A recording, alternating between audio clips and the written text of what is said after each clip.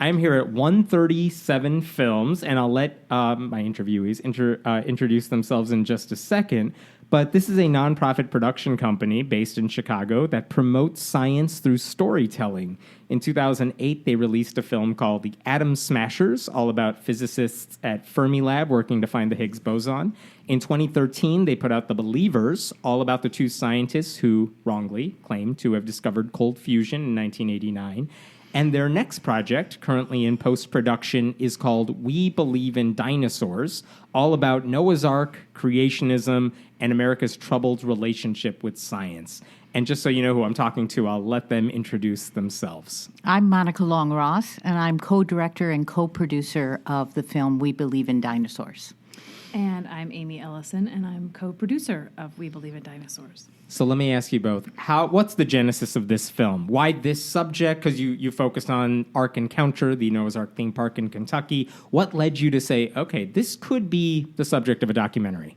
I think that it starts way back when we were doing the Atom Smashers, and we started around 2004, and along in our shooting of that film, we heard about Dover was happening, and intelligent design was a dressed-up version of creationism that the group was trying to get into the schools. And so we started asking the physicists, which isn't really part of our story, what do you think about this? And so ever since then, we have been in following that creationist movement. And when we heard that the head of the Creation Museum in Kentucky was going to build this 510-foot Noah's Ark, with the express purpose of debunking evolution, we knew it was our story to tell because we do stories about the intersection of culture and science. And if you're interested in 2004, I mean, that's before even the Creation Museum opened. That is true. So you saw that opening. You saw how that was going, too. It was going on at that time. And so Yeah. we were talking about, I can remember on Science Friday, they were talking about a new definition of science. And people were already talking about science versus opinion. And the kind of things that and were going up on the historical and internet. observational science. Exactly. So it was in the back of our mind. We were working on other things, but then when we heard about the plans to build the Ark, and we'd already heard about the Creation Museum, we said, okay, I think this is our story to tell. So we started looking at it. So when I heard about this film, the first thing that popped into my head is you have access to Ken Ham. You have access to Answers in Genesis, and one of the subjects of your film is someone who is working on like the displays in the Ark Encounter attraction. What did you say to Ken Ham that says, okay, come on in, go ahead and film it? I know he loves publicity on this stuff, but how did you get in? Because my guess, this is where, I'm sure if you said we're documentary filmmakers, we're curious, we want in, that's not an issue. But if you look at the resume of the film company, I mean, you guys are on the side of science, or as I call it, real science or whatever. That's not his wheelhouse. So, I mean, did you have to do anything weird to get him to say yes? Well, it wasn't actually Ken Ham that gave us the go-ahead initially. It was Mark Loy, who is sort of in charge of publicity and public relations. I think he's the communications director at Answers in Genesis. And we had gone to a conference that was the International Conference on Creation Science in Pittsburgh. And that was actually what started us on this whole journey 3 years ago, this past September. And there we met Georgia Purdom, who is a staff scientist for Answers in Genesis. And one of their Creation PhDs Museum. that they love to tout. One of the PhD scientists, yeah. And so we met her there. And I think in going to that Creation Science conference and talking to people there and covering people there, we made some connections, although we never misrepresented who we were. We always gave everyone our, we always gave them our website. We always told them that we made films about science. We pointed them to where they could find our films. And in some of the initial questions that we asked, people said, and when they found out that one of our films had been on PBS, they would say, oh, well, at least if it's on PBS, you might, excuse me, you might give us a fair shot or something along those lines. So yeah. they're As opposed to what? aware of our What would be background. where would this be published or aired where they would say, oh, well, like HBO or something, they'd be like, well, no, thank you. No, there are very many creationist sites on the internet, and there are videos that you can purchase, and AIG puts out many videos. So there was in their minds, they wanted to clarify, were we creationists making a video? And that would be for their own use. Right, And it's not going to be seen beyond that, exactly. really. And we said we were secular filmmakers and that our company was 137 Films, and we were very open about checking out our website. We handed out our card. But yes, there is a difference between where we might put this film and where they might put their films. And I think that the PBS question just to them signaled, I don't know if it signaled greater fairness than something like HBO, which sometimes does go for more first person or more appointed kinds of like point of view. I think a lot of people still had in their mind Religulous by Bill Maher. Because that came out at the time you're probably asking around about this. Right. So that was kind of the film, and he spoke to Ken Ham in that film, and so I think many of them still had that in their memory banks. For Which always made me laugh, because it's like, you're inviting Bill Maher. You're talking to Bill Maher. What did you think was going to happen? But okay, so they say yes, and I know at this point, you're not sure where the film is going. You just know it's an interesting story. You want to get them on camera. At what point do you realize where you think the story is going to go? And I don't think we've talked. What is the story about? Like, at what point does that crystallize for you as filmmakers, as producers? Well, we set out not to make religious. We set out to make religious. Yes. I can't even. You're say not it. trying to mock them. I am not. Right. I'm not. I can't even say the name. But we set out to be very fair and to really ask the question: who are the creationists and what do they believe? And why do they want all of America to believe with them in order to build this theme park that they want all Americans with billboards all over the country? And so we set out documentaries. You know that we were telling the story of the building of the Ark, and we knew that we had credible access. That and they are very open. That was surprising. They're very willing to have people come in, and they let us in, and we watched the design and we watched the announcement, and we followed the designers when they were up against the clock and trying to figure it out.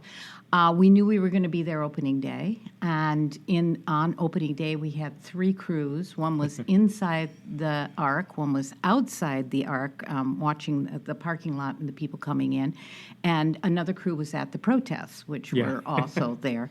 So we knew that the story is going to be the building of the Ark, and what the goal of the Ark is, and what their beliefs are.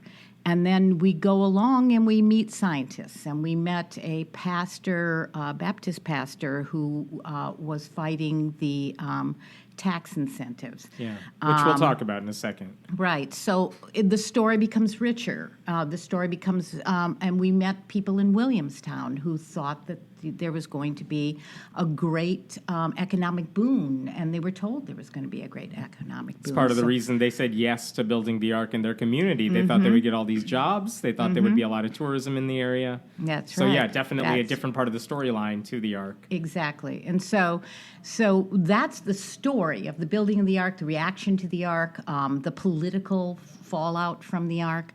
And then thematically, what it comes out to be is this American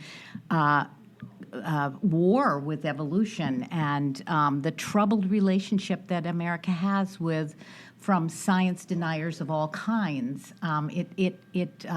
This story resonates with all of that, with what's happening as the way there's lots of research to show that we're not trusting scientists as much and science as we used to.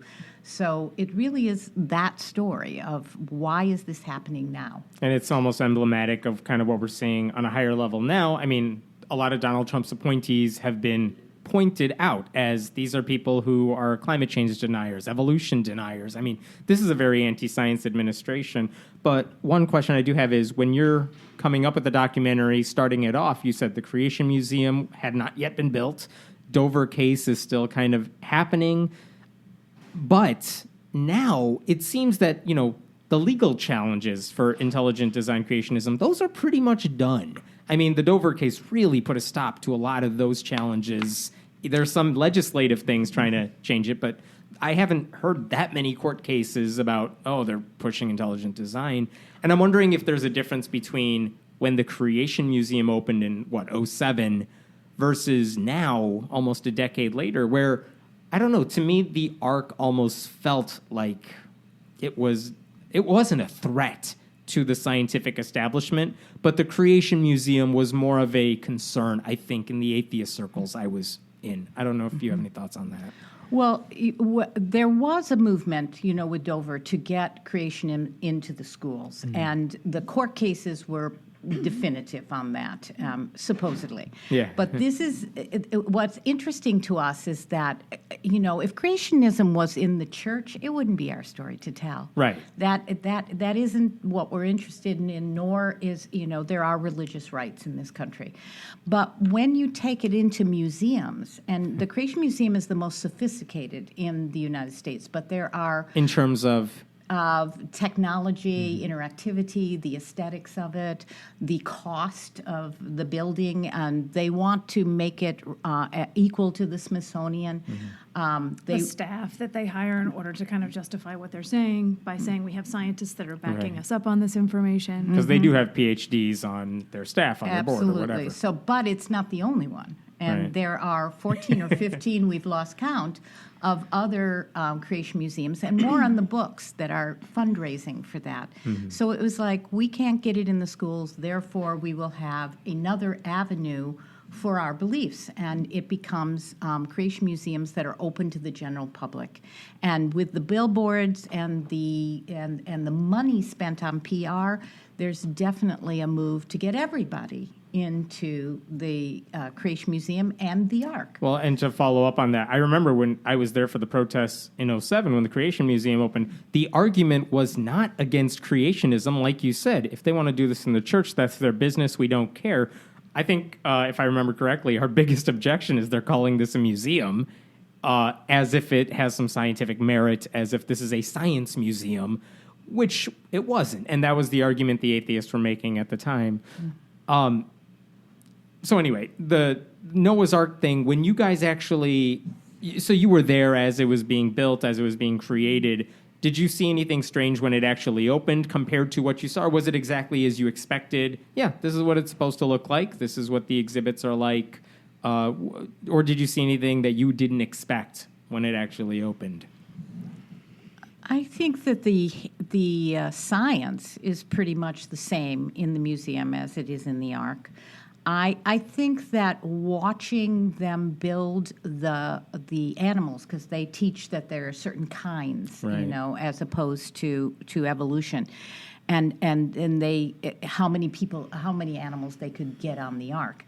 I think that some of that science and the look of the animals was surprising to us. I think it was surprising to the believers who were going into the Ark. But no, it pretty much is, I would say that the future of the Ark and what they have planned is kind of interesting, that I didn't think that they would be building a Middle Eastern city, a town that's going to rival the Disneyland, what do they call the Disneyland one?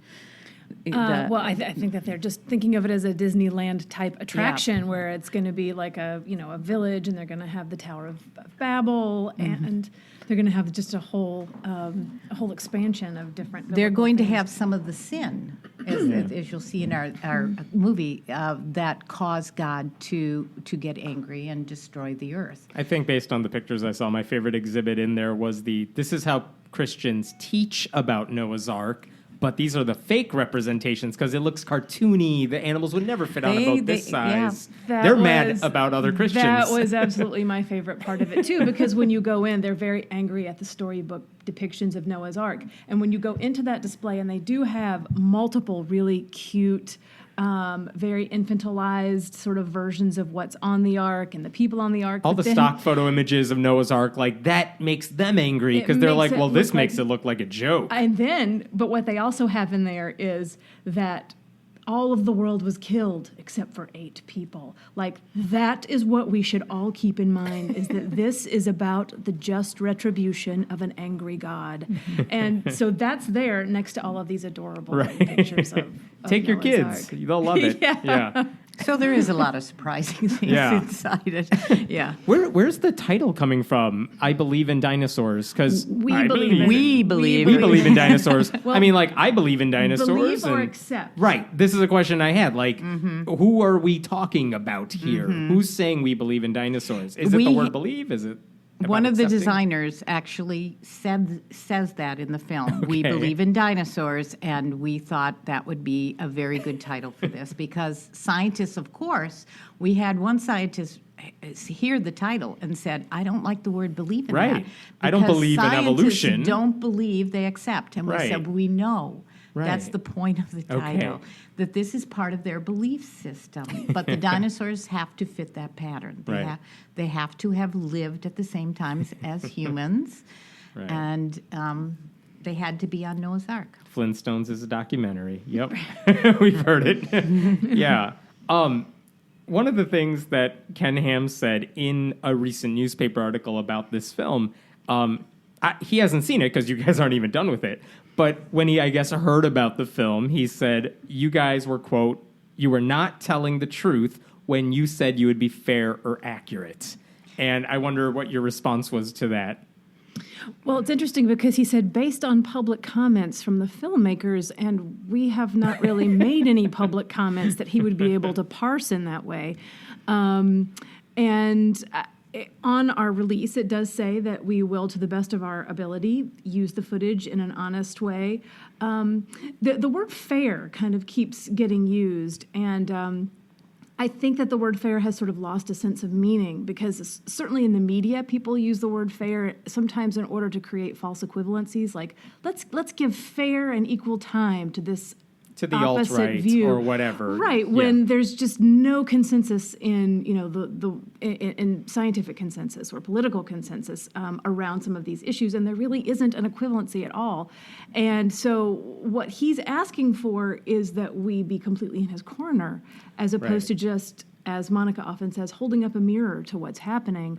And I think that that's what the footage does, is it just holds up a mirror to what's happening. This is a criticism that Ken Ham also said, oh, this isn't a documentary, it's a mockumentary. But the thing is, like you said, if you're holding up a mirror to creationists, and this is what I hear from a lot of atheists, all you have to do is quote them verbatim, and they make themselves look bad. But that is fair. I mean, this is what you said. If we're just holding the mirror to you and you don't like the way you see it, that's not your fault. And we've never set out to make fun of anyone. Right, That's right. kind of, that's too facile. That's too easy to laugh that off and not be thinking about it. So we are not being, we're doing no ridicule, nor do we have any rancor with these people.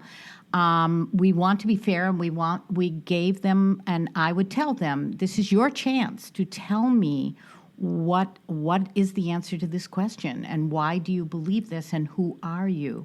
But I don't think we can put out a film even though we are going to feel like we are fair. I mean, we believe in evolution. We accept evolution. Let me say it that way. Right. But I don't think we can please Ken Ham. I think that he. Well, I don't think Ken Ham can be pleased unless you said he's totally right, which isn't how documentaries work.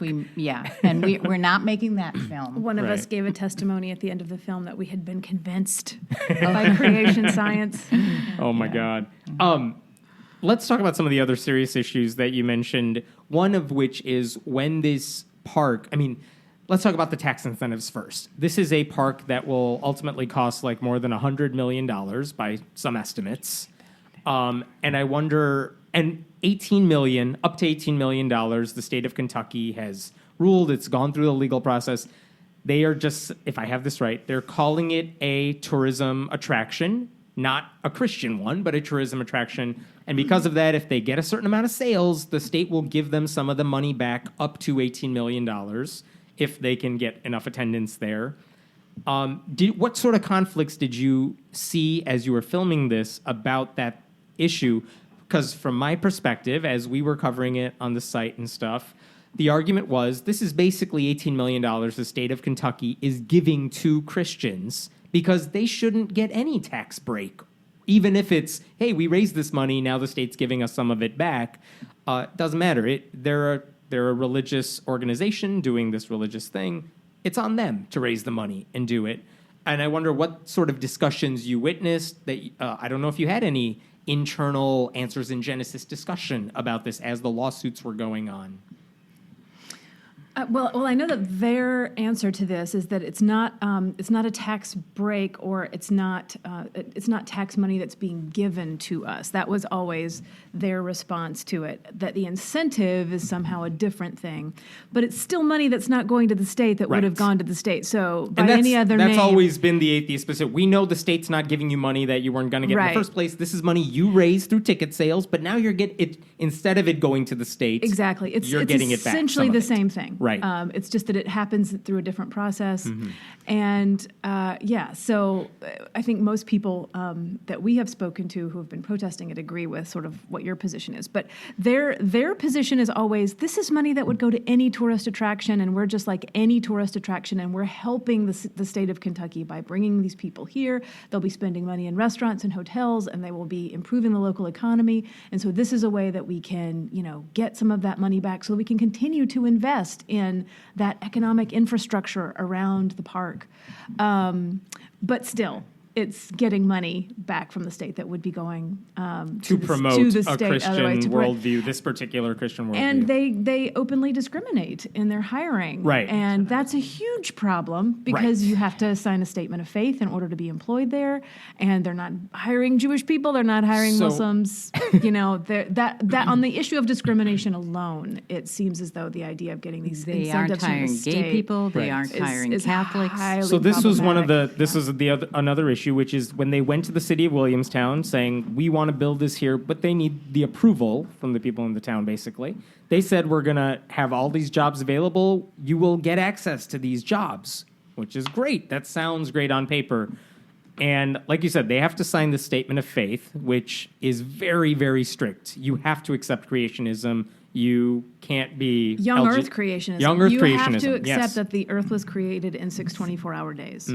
You can't be LGBT-friendly or support it publicly or something like that. I mean, so it is discriminatory. That was another reason they didn't want the tax break going. The atheist side didn't want the tax break going there either.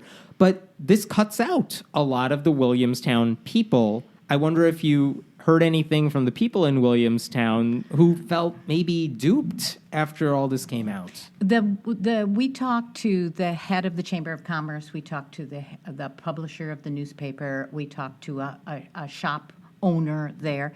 And at the time, this was around the opening in July, and we will be going back, but they were very enthusiastic, and so they were loath to talk about these kinds of things that might prevent it from being successful, because it really, the stakes are very high for Williamstown. They have a lot of unemployment, and for the whole county there, they need it to be succccessful. Sure. And they were a hoping lot of to business be owners are depending on it. So if you bring up those kinds of issues, they kind of shrug it off. They don't want to, at the time, didn't want to answer it, because they were thinking jobs, and they were thinking maybe we can save our town, And perhaps even now that they're not going to get the jobs in Ark Encounter, but the hotels they're building around it, the restaurants they're building around it, those are still fine, but they need Ark Encounter to be successful to make those businesses successful.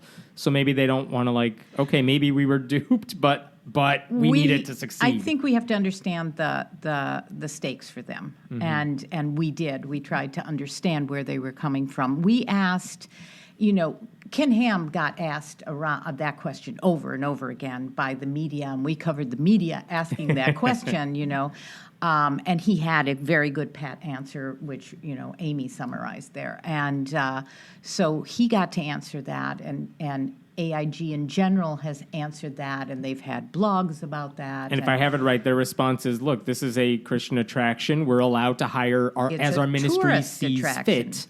Yeah. It's a tourist attraction, and they say we're bringing tourists into Kentucky. And we deserve this. And so They that's also- their answer. they also They didn't talk out mention- of two sides of their mouth at the same time, because on the one hand, it's like, we're a tourist attraction for everybody, and we're making all this money for everybody, therefore we should get the tax incentives from the state. Right. However, you have to respect our, particular religious point of view, and you have to let us hire exactly who we want to hire. So Right. it's really like they're They want the trying tax to- breaks from the state that other tourist attractions get, even though they want to discriminate in a way only a ministry could do. Right. So they're not playing by the same rules as No, other. they're not. No. Six Flags doesn't get that little No. break No, there. no, they're not. And also, I don't think they mentioned. I only found out about this after the Ark was built and stuff. If you're one of the fundamentalist Christians who gets hired by Answers in Genesis to work at Ark Encounter, a portion of your paycheck is being taken out to go. I can't remember the specifics there, but like 2% of their checks, I believe, go to either Ark Encounter or maybe. But I don't think it's Williamstown. So No, I think I get think the I details read on about that. that, but I didn't But understand it. the point being, what they were promised to get the approval to build Ark Encounter is very different from what the people in Williamstown are seeing now, after it's been it built. will be interesting to see if they're willing to talk about it now. Mm-hmm. And one of the things that I recall is when we were talking to a townsperson the last time we were there, right before the Ark opened, she was really caught up in a sense of nostalgia about what her town used to be and how bustling it used to be and how people used to shop downtown. And there was a whole community of people that would greet each other. And she was really hoping for that to return. And that there was that was the promise of the Ark Encounter for her, was that her town would have this resurgence and there would be, the heart of it would be restored. And it was only what she opened said. in July. Is there any sign of that bustle coming back? Because there's been a lot of public debate about what the attendance numbers are like. There's no official number. They kind of give rounded estimates to the media. But I don't know if it's what Williamstown expected, if it's lower, if they're seeing any of the bustle. All we can speak to is one individual who just reported to me recently that Williamstown is not seeing anything yet, and he's still saying, well, maybe when the hotels, maybe even the restaurants When come. the community builds the restaurants Right. and hotels. Yes, and maybe that will bring more jobs, and maybe we'll see. Yeah. But he said, not yet. We're not seeing it. Most of the hotels and restaurants that are being utilized are in a place called Dry Ridge, which is just a few miles down the interstate. And so it's sort of in places that already had established hotels, and those seem to be being used to the extent that it doesn't seem like in their kind of a cost-benefit analysis for opening new hotels that there need to be new ones yet. Right. So I think it's yet to play out, and we are going to be watching that. Yeah, I am too. And my concern always, in terms of the people of Williamstown, is just like the Creation Museum. This is always the theory I was working off of. Just like the Creation Museum, Ark Encounter is one of those things. I mean, one, it's a Creation Museum. It's not like the exhibits really change over time. And the other thing is, I mean, over winter, I don't know that a lot of kids are coming or their families are coming. And once you've seen it once, there's not necessarily an incentive to go back. It's not like Six Flags as a tourist attraction. Like, once you've seen it, you're not really learning anything new the next time you go back. So I don't know that the attendance is going to suddenly pick up after this thing has been around for a while to justify Yeah, all we're going to that. have to watch that. We'll have to watch that. Yeah. Let me go back to the movie for a second. You focus on 3 specific subjects. Can you tell me about who they are, what role they play in all of this? Okay, one of them is David McMillan. He's a former creationist. He grew up as a creationist, and he mowed lawns to raise money to build the Creation Museum. So at $1,000 he raised, he got his lifetime membership card, which still works because we had him go back in with his membership card. He went through college and was a physics major. Secular college or Christian one? Christian college, and then to a secular college, I believe. But it took him a long time, and he talks about that his journey out of creationism at many times was reluctant because it's a family kind of feeling. It is your tribe. It is some place where you belong. So it's not easy, and that's one thing that David represents in the film, that it's caused some problems for him and in his life, and it is not an easy journey out. Yeah, but his brain was working, and he did a great deal of reading. He's a very intelligent young man. And it just started not adding up. Is he still a Christian, just not a creationist? Says, yes, he is. He says, I'm a Christian without the creationism. Yeah. So he is. And then there is, I had Dan David is another and one. Dan, who's the he's a geologist, but he's head of the Kentucky Paleontology Society. And he is a long-time resident of Kentucky. His family goes back to the time of Daniel Boone, and he cares very much about the state of Kentucky. And he's one of the only scientists we could find in the state of Kentucky who would speak about this. And the truth is that was a surprise to us. But That more scientists weren't speaking out about this. well, and there's all kinds of reasons. We ran into those reasons, whether they're fearful for their jobs or they're fearful for their institution, because their funders come from the general community who might be either creationists or sympathetic to the creationists in the Ark and the Creation Museum. And so they're afraid to say things for fear that they will harm their museums and their universities. And so it was very difficult. There's a valid point to be made that they don't want to come off as anti-Christian. Exactly. Because those are the very people they're trying to reach in a lot of cases anyway, especially in Kentucky. Right, So, exactly. sure. And in the greater Cincinnati area, Yeah. all over there. And the Creation Museum and just the apparatus of Answers in Genesis, they do a great job of being on the defensive and always being somebody who they're always being attacked, or as they perceive it or as they present it, they're always sort of being attacked. And so because of that, they're able to constantly be on the attack. Sure. We call it the persecution complex on the website. And so here's a documentary, but it doesn't say we're right. They're part of the problem. We got to go after that. Well, and they'll go after local scientists, and they'll go after local natural history museums. So they'll go they're after careful. bloggers too. Oh. So Dan is our hero. That's awesome. He's a scientist who will speak out against what the Creation Museum and the Ark Encounter is doing. And he cares about Kentucky, which was really important to us to And have Williamstown. someone. And Williamstown. And the whole area there that he comes from. And the third is Doug. And Doug is a designer at the Creation Museum, and he was one of the head designers, or he led the team of the designers of the animals for the Ark. He's meticulous and a real artist, and he put a great deal of himself and long hours into this, and he is totally a believer in creationism. So he has art, and he has belief, and he's putting it for the greater glory of God, is what he would say. One question I had about, what was his name again? Doug? Doug. One question I had for about Doug is, you see him in the trailer you guys released a little bit of him doing what he does. I've seen some of it on Answers in Genesis, their publicity materials too, and you're absolutely right. It looks like this guy's supremely talented, and even in the Creation Museum, yes, the displays are top-notch. They look great.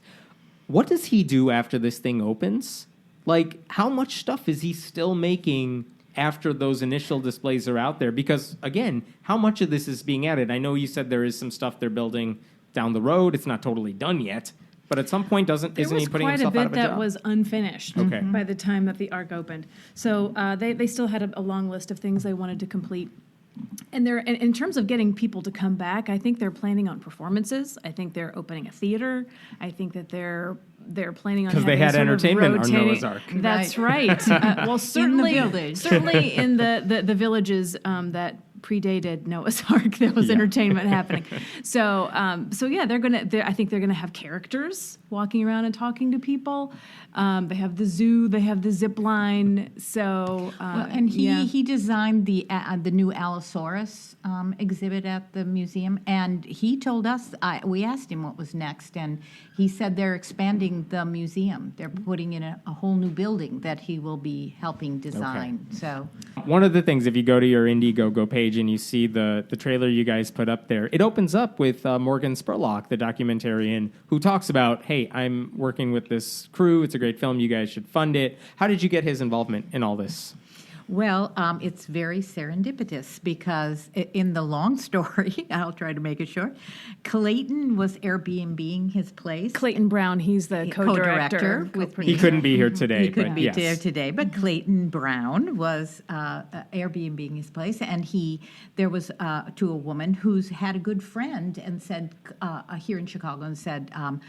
Or in town and said, come have beers with us. Yeah. And that woman turns out to work for Indiegogo. And we were going to do a different site, but Sure. she talked us into she said, I want you to do Indiegogo. So we didn't know that Indiegogo and Morgan Spurlock's company, Warrior Poets, were starting this new collaboration and a new project, and they were looking for a film. And when we pitched the film to Indiegogo, he said, I'm going to get back to you because I'm going to pitch it to Morgan Spurlock, which we thought, well, that's interesting.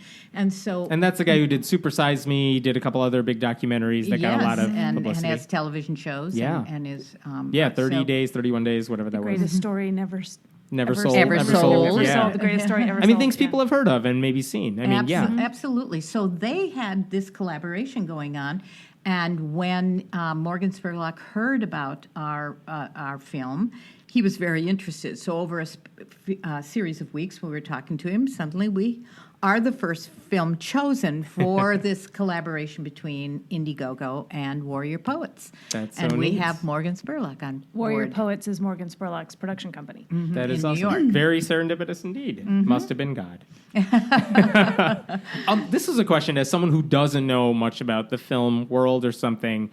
I have seen, your film and other films are on Indiegogo or other sites, and they're raising money for post-production, sometimes even just give us the money to get off the ground so we could start filming and give us the time and luxury to do it.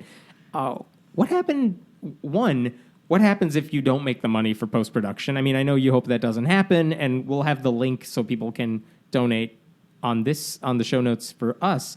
But what happens if you don't get that money? And two, what happened before these sites existed? How would you get money? Or were people just not making these films because they couldn't get access to it? There are a lot of different currents that sort of contribute to that. One of them is the fact that there is less and less public money available for making films. It's sort of, you can kind of track it along with the arts foundations. So grants might get from these organizations. Because, in terms of there's narrative film and there's documentary film, and narrative film has usually gone after backers, people that will actually put forth money as an investment to try to get their money back if the film makes it to a theater. But documentaries have gone sort of a different route, and they have have often used grants and foundations in order to raise money for themselves.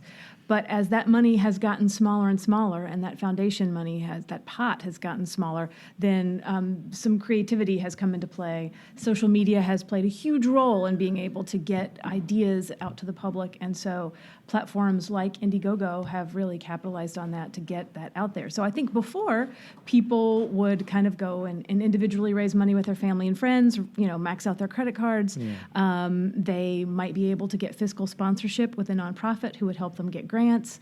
And nowadays, there is kind of a proliferation of media content out there. So but at the same time, there's no shortage of platforms to put it on. So there's been an explosion in two ways. One is the ways to see all of this media, and the other is the fact that so much of it's being made. Right, there's so many documentaries I can't even watch them all at this point. There aren't enough streams of money that were there previously to cover all of them. So now that's sort of being absorbed by the crowdfunding phenomenon. Sure. And if people do want to donate for this film, what is the website, the best way for them to give? The best way to give is to go to Indiegogo and just plug in "We Believe in Dinosaurs," and you'll be able to find it that way. You can also go to our website, which is www.137films.org, and we have a link there. And you can also find out more about our films there, too. Mm-hmm. Fantastic. And when do you hope, let's say you raise all the money you need, when would you hope this is going to be out somewhere in some capacity for people to see? Hope is a good word. We have real concrete plans for this to be done in the spring of 2017. So we are moving towards that point. And you said what would happen if we didn't raise the money. I'm not going to even go there because we are going to raise the money. We'll just keep plugging on. It just takes us more time when you can't raise the money, or the money goes slower. Then it takes you more time. And you may have to find sourcing elsewhere, and that takes away time editing, maybe. And we'd really like to be able to find the money now because this story seems so relevant to what's happening. We were talking about the alt-right and the fact that for many years it didn't seem like media was covering sometimes their protests or their meetings because they just weren't taken seriously. And now here they are, sort of bonding together and creating a sort of greater force than was expected. And I think the same is true of creationism. People have sort of laughed it off in the past.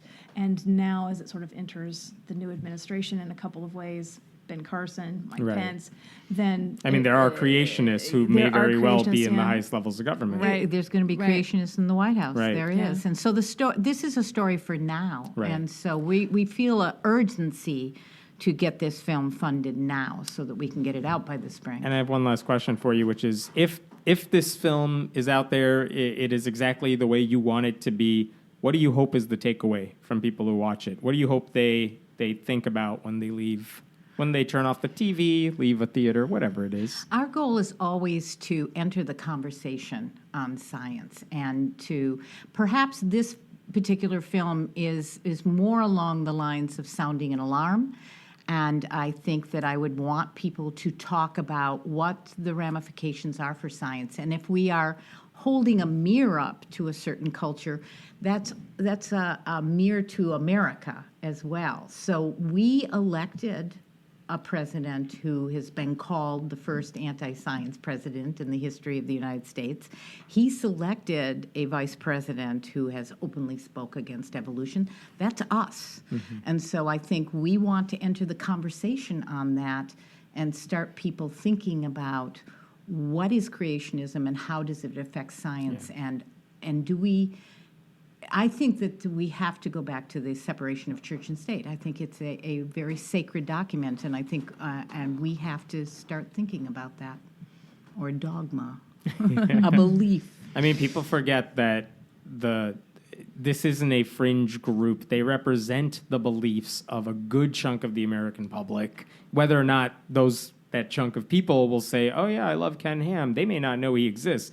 But that belief that the Earth is under 10,000 years old, that we were created in our present form, that belief is held by a lot of Americans, more than a third, I think, closer to 50 maybe. And the kind of, I think there's sort of a pretty consistent line at around 40 to 45%. Yeah. But I think one of the biggest issues for us, too, is that if they are able to create something that looks enough like science to people, that can then cause people to doubt mainstream science, that's really problematic, because we already have so much questioning of science, and when we can't share a reality around science and the natural world and how we affect it and how it in turn affects us, that's a problem. And yes, and where are we going as far as science policy, science education, and critical thinking skills in this country? I think all of that is addressed in the film. Well, thank you so much for joining me. We'll have links to everything we talked about in the show notes, and please go support this film. It looks like it's going to be really amazing. Thank you so much. Thank you.